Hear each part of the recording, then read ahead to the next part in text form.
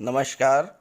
ज्योतिष शास्त्र में श्रद्धा और विश्वास रखने वाले सभी जातकों का पारलौकिक जगत चैनल में बहुत बहुत स्वागत है। 3 जून 2021 को वक्री अवस्था में बुध राशि परिवर्तन करेंगे और वृषभ राशि में प्रवेश करेंगे। बुध बुद्धि, शिक्षा, व्यवसाय, मैनेजमेंट, आर्ट, म्यूजिक, लेखन कला, वाक चातुर्य, कानून, ज्योतिष, अध्यापन और तर्क वितर्क के कारक हैं। जहाँ पर बुद्धि का प्रयोग है वहाँ पर बुध विराजमान है। बुध के वक्री होने से इसका विशेष प्रभाव इन सभी क्षेत्र के जातकों पर पड़ेगा और इनके क्षेत्र में, इनके कार्यों में, आय में, लाभ में उल्लेखनीय प्रगति होगी, क्योंकि वक्री अवस्था में बुध और भी शुभ प्रभाव प्रदान करते हैं। बुध वृषभ राशि में ही थे, 8 दिनों के लिए मिथुन राशि में गए, फिर वहां जाकर वक्री हुए और वक्री अवस्था में राशि परिवर्तन किया और 3 जून को वृषभ राशि में गोचर किया है। 7 जुलाई तक वृषभ राशि में ही दिन के 11:26 तक रहेंगे। ये अपने मित्र शुक्र की राशि में गोचर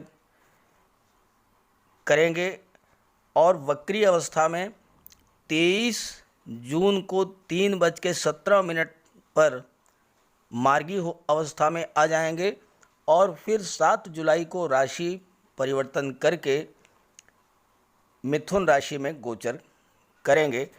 तो वक्री बुध के इस राशि परिवर्तन का सिंह राशि के जातकों पर क्या प्रभाव पड़ेगा, इसका विश्लेषण करेंगे इस वीडियो में। तो आइए पहले जान लेते हैं ग्रह स्थिति क्या है और उसके आधार पर सिंह राशि के जातकों का राशिफल क्या होगा। आपकी राशि के स्वामी सूर्य देव हैं, जो कि 10वें भाव में विराजमान हैं और 15 जून के बाद एकादश भाव में गोचर करेंगे। आपके लग्न भाव पर देवगुरु बृहस्पति की सीधी दृष्टि पड़ रही है।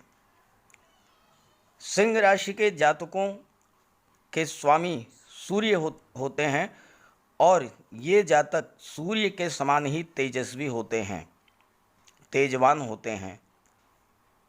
सिंह राशि के जातक कम बोलते हैं, लेकिन जब बोलते हैं तो लोग सुनते हैं। ये लोग साहसी होते हैं, हिम्मती होते हैं, ज़िंदगी में कुछ करना चाहते हैं और बड़े टारगेट अपने सामने रखते हैं और उसे अचीव भी करते हैं। जीवन में मान सम्मान, पद प्रतिष्ठा, धन संपत्ति, सुख वैभव, ऐश्वर्य सब कुछ सिंह राशि के जातक प्राप्त कर लेते हैं। तो सिंह राशि के जातकों के स्वामी सूर्य हैं और देवगुरु बृहस्पति की दृष्टि पड़ रही है। देवगुरु आपके परिवार भाव में विराजमान हैं। बुध, राहु और सूर्य 10वें भाव में, कर्म भाव में विराजमान हैं। शुक्र आपके आय भाव में विराजमान हैं। मंगल 12 भाव में विराजमान है। केतु आपके सुख भाव में और रोग, शत्रु और ऋण के भाव में शनिदेव विराजमान हैं। तो चलिए पहले बात कर लेते हैं बुध के बारे में कि बुध के राशि परिवर्तन का क्या प्रभाव पड़ेगा। ग्रहों के राजकुमार बुध आपकी कुंडली के कर्म भाव में विराजमान हैं और बुध की सीधी दृष्टि सुख भाव पर पड़ रही है। अकस्मात आपके जीवन में कोई बड़ा शुभ परिवर्तन हो सकता है, अचानक ट्रांसफ़र हो सकता है, व्यापार में आशा से अधिक प्रगति होगी, पारिवारिक जीवन सुखमय रहेगा, कोई प्रॉपर्टी आप क्रय कर सकते हैं। बुध का ये गोचर बहुत ही बेहतर है। कैरियर को लेकर के आप कोई फैसला लेंगे तो वो सकारात्मक होगा। कोई भी आप नया कार्य कर सकते हैं। सबसे महत्वपूर्ण बात है कि 10th हाउस जो है कर्म भाव तो ही है, पिता का भी भाव है, तो आपको पिता की सेहत का ध्यान रखना होगा, पिता का पूरा सम्मान करना होगा और कार्यस्थल पर भी अपने बॉस का सम्मान करें, उनके साथ तालमेल बनाकर कार्य करें। आपको जीवन में वो सब कुछ प्राप्त होगा जो आप चाहते हैं। हालांकि ये वीडियो मैंने बुध के राशि परिवर्तन पर बनाया है, लेकिन जब तक कुंडली में उपस्थित अन्य ग्रहों के बारे में समग्र रूप से चर्चा न की जाए तब तक पूरी बात आप समझ नहीं पाएंगे। इसलिए कुंडली में उपस्थित देवगुरु बृहस्पति, शनि, सूर्य, राहु, शुक्र, मंगल, केतु, इन सब के प्रभावों के बारे में भी चर्चा करनी होगी, तभी सम्यक रूप से आपको जानकारी हो पाएगी कि इस गोचर का क्या प्रभाव पड़ेगा। तो पहले बात कर लेते हैं आपकी इनकम और आपकी धन संपत्ति, प्रॉपर्टी। आय का साधन है कर्म। आय और कर्म दोनों एक दूसरे से जुड़े हुए हैं। अगर आप कर्म नहीं करेंगे तो आय नहीं होगी। तो आय के लिए कर्म भाव पर भी विचार करना होगा। कर्म भाव में 10th हाउस में सूर्य विराजमान हैं और 15 जून तक रहेंगे और जातक को मान सम्मान, पद प्रतिष्ठा सब कुछ प्रदान करेंगे। आपके बॉस आपका फेवर करेंगे, लेकिन 10 जून को थोड़ी सावधानी बरतनी पड़ेगी, क्योंकि 10 जून को सूर्य ग्रहण है। तो सूर्य को नमस्कार करें, सूर्य को जल दें। सबसे बड़ी बात, सूर्य के गुणों को धारण करें। कभी आपने देखा है कि सूर्य 1 सेकंड भी लेट हुए हैं? टाइम के पंक्चुअल हैं, तो आप भी टाइम के पंक्चुअल बनिए। सूर्य सभी को समान रूप से रोशनी देते हैं बिना किसी भेदभाव के, तो आप भी समदर्शी बनिए। राहु 10th हाउस में हमेशा शुभ फल देते हैं, लेकिन ग्रहण के आसपास कोई बड़ा फैसला मत लीजिएगा। राहु के प्रभाव से आपको अचानक यश, मान सम्मान मिल सकता है। विदेश यात्रा का अवसर प्राप्त हो सकता है। आपका कोई बड़ा सपना जो आप बहुत दिनों से देख रहे हैं वो पूरा हो सकता है। हालांकि राहु खर्च भी कराएंगे, लेकिन अगर आपका सपना सच हो रहा है और उसमें थोड़ा बहुत खर्च हो रहा है तो कोई दिक्कत नहीं है। माता पिता के साथ संबंधों को खराब ना करें, वाणी पर संयम रखें। यहाँ पर एक बात और बहुत महत्वपूर्ण है कि बुध और शुक्र ये परिवर्तन की स्थिति में हैं। 10th हाउस यानी वृषभ राशि के स्वामी शुक्र हैं और वो एकादश भाव में हैं। एकादश भाव यानी कि मिथुन राशि स्वामी बुध हैं, जो 10th हाउस में हैं, दशम भाव में हैं। तो इस तरह से दशम भाव के स्वामी एकादश भाव में और एकादश भाव के स्वामी दशम भाव में, ये परिवर्तन बहुत अच्छा परिणाम देने वाला है। और अगर आपकी कुंडली में बुध या शुक्र की दशा हो, महादशा हो, आपकी किस्मत भी पलट सकती है। जो आपने सोचा भी नहीं था वो सब कुछ आपको प्राप्त हो सकता है। परिवार का आपको सपोर्ट मिलेगा, मान सम्मान, पद प्रतिष्ठा में वृद्धि होगी, लोग आपको एप्रिशिएट करेंगे, आपके रास्ते पर चलेंगे, आपको फॉलो करेंगे। बात करते हैं धन संपत्ति, प्रॉपर्टी, सुख वैभव की। तो धन भाव के स्वामी शुक्र हैं, जो कि आय भाव में बैठे हुए हैं। सूर्य भी 15 जून के बाद आय भाव में गोचर करेंगे। बुध और शुक्र का परिवर्तन योग है। तो ये सब मिला करके आपकी आय में वृद्धि करेगी, और जब आपकी आय बढ़ेगी तो आपके धन में, आपके संपत्ति में, आपकी प्रॉपर्टी बढ़ सकती है, धन संचय कर सकते हैं, निवेश कर सकते हैं शेयर मार्केट में, गोल्ड में, ज्वेलरी में, प्रॉपर्टी में। जो कुछ भी आपने किया है इस दौरान आपको उसका फल मिलेगा। कभी कभी ऐसा भी होता है कि आप कार्य तो करते हैं लेकिन रिजल्ट नहीं मिलता है, लेकिन इस समय आप जो भी कार्य करेंगे, जो भी मेहनत करेंगे, परिश्रम करेंगे, उसका आपको लाभ मिलेगा। आपकी धन संपत्ति, सुख, वैभव, ऐश्वर्य में वृद्धि होगी। सुख भाव की बात करें तो सब कुछ बेहतर है, सब कुछ अच्छा है, लेकिन चूंकि केतु जो है वो सुख भाव में विराजमान है, इसलिए रिश्तों में थोड़ी खटास आ सकती है। तो रिश्तों में खटास ना आए इसके लिए आपको वाणी पर संयम रखना होगा। सेकंड हाउस वाणी का भी होता है, और वाणी पर आप संयम रखेंगे, अपने आप पर नियंत्रण रखेंगे, तो रिश्तों में सुधार आएगा और कोई भी अप्रिय स्थिति नहीं होगी। अन्यथा कुल मिलाकर के ये गोचर बहुत ही अच्छा है।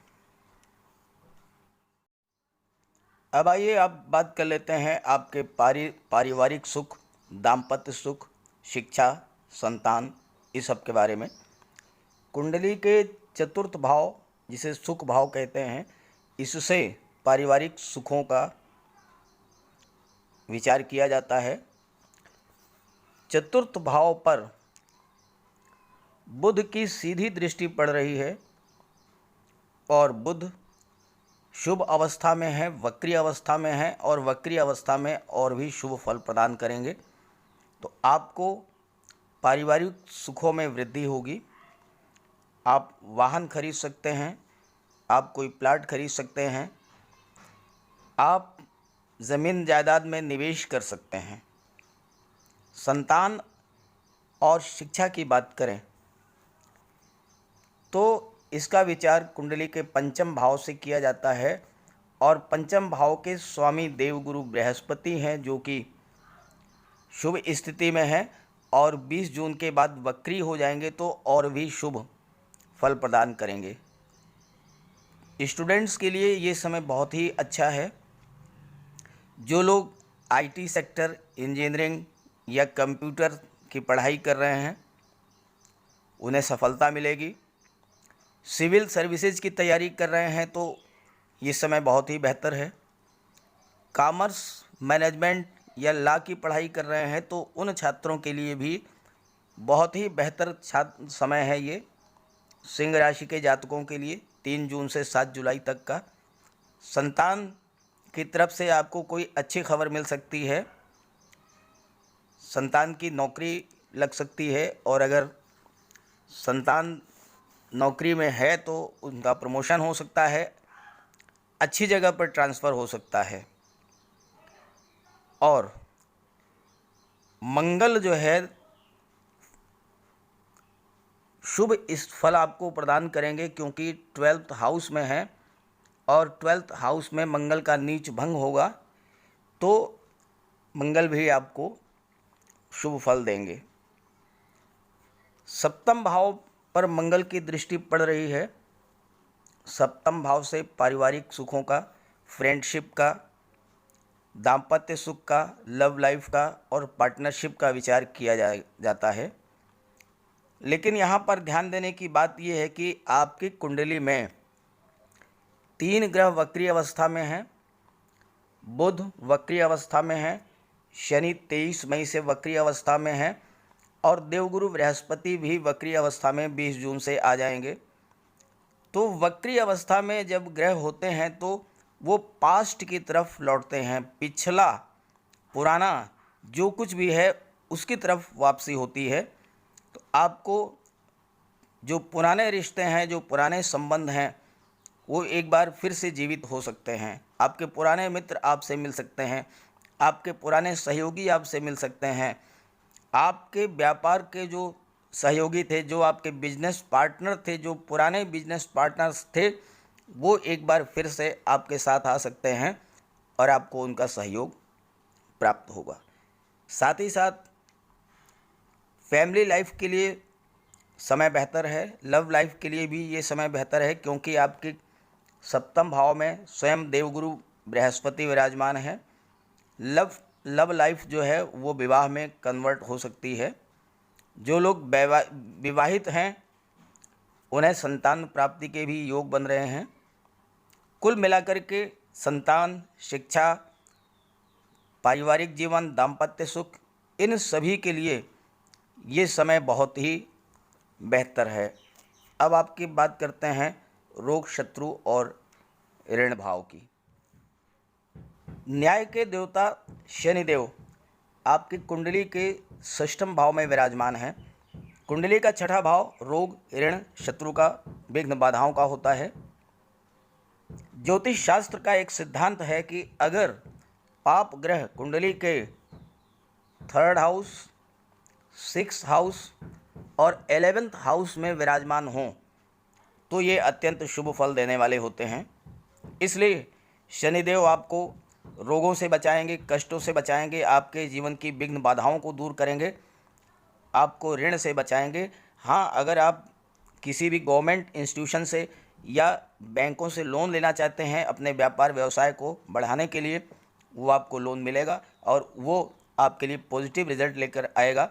आपके व्यापार में, आपके व्यवसाय में उससे वृद्धि होगी। दूसरी बात, मंगल की सप्तम दृष्टि भी रोग भाव पर पड़ रही है और मंगल नीच की स्थिति में है। मंगल की दृष्टि जो है जब षष्ठम भाव पर पड़ेगी तो आपको छठे भाव का सुख प्राप्त नहीं होगा, यानी आपको रोग, शत्रु, ऋण, इन सब का कोई सुख नहीं मिलेगा। तो इसका मतलब ये है कि मंगल स्वतः आपके शत्रुओं का विनाश कर देंगे, आपको कुछ करना ही नहीं है, आपको पीछे भागना ही नहीं है। और शनिदेव आपके षष्ठम भाव में विराजमान हैं और अत्यधिक बलवान स्थिति में है, तो आपको कोई चिंता करने की बात नहीं है। जीवन में छोटी मोटी विघ्न बाधाएं तो आती रहती हैं, लेकिन शनि और मंगल के प्रभाव से वो सारी विघ्न बाधाएं समाप्त हो जाएंगी। कुंडली का जो सबसे खराब घर माना जाता है अष्टम भाव, जिसे मृत्यु तुल्य कष्ट, भयानक रोग, कमर के नीचे के रोग का घर माना जाता है, उस पर शनि की तीसरी दृष्टि पड़ रही है। 1, 2, 3। शनि की तीसरी दृष्टि शुभ होती है। ये आपको दीर्घायु बनाएगी, आपकी उम्र लंबी करेगी। हालांकि मंगल नीच की स्थिति में है, इसलिए आपको थोड़ी सावधानी बरतनी होगी। वाहन चलाते समय ध्यान रखना होगा, स्वास्थ्य का ध्यान रखना होगा। छोटी मोटी बीमारियां लगी रहती हैं, उसका आपको ध्यान रखना होगा। 8th हाउस के स्वामी देवगुरु बृहस्पति हैं, जो कि बहुत ही शुभ स्थिति में हैं और 20 जून से वक्री हो जाएंगे तो और भी शुभ फल प्रदान करेंगे। तो ऐसे में जो लोग ज़मीन के नीचे के पदार्थों का व्यापार व्यवसाय करते हैं, जैसे mines and minerals, petroleum, oil, petrol, diesel, gas, metals, इन सब के व्यापार व्यवसाय, इनके प्रोडक्शन, इनके ट्रांसपोर्टेशन से जो लोग जुड़े हुए हैं, उन सभी के लिए ये समय बहुत ही अच्छा है। उनके व्यापार में, व्यवसाय में दिन दूनी रात चौगुनी वृद्धि होगी। जो लोग आध्यात्म में रुचि रखते हैं, जो ज्योतिष में रुचि रखते हैं, जो नई नई रिसर्च करना चाहते हैं, उनके लिए भी ये योग बहुत ही बेहतर है। शनि की दृष्टि, स्वामी देवगुरु बृहस्पति का होना, ये सब मिला करके उनको नई नई रिसर्च करने में, नई नई खोज करने में भी हेल्प करेगा। अब बात कर लेते हैं कि आपको क्या सावधानियां रखनी हैं। तो सबसे महत्वपूर्ण बात तो ये है कि आपको अपनी वाणी पर संयम रखना होगा। 2nd हाउस वाणी का होता है। वाणी पर संयम रखेंगे तो आपको सब कुछ प्राप्त होगा। बात ही हाथी पाइए, बात ही हाथी पाँव। बातों से ही आपको हाथी प्राप्त हो सकता है और बातों से ही हाथी के नीचे कुचले भी जा सकते हैं। तो वाणी पर संयम बहुत ज़रूरी है। दूसरी बात, वाहन चलाते समय बहुत सावधानी बरतें।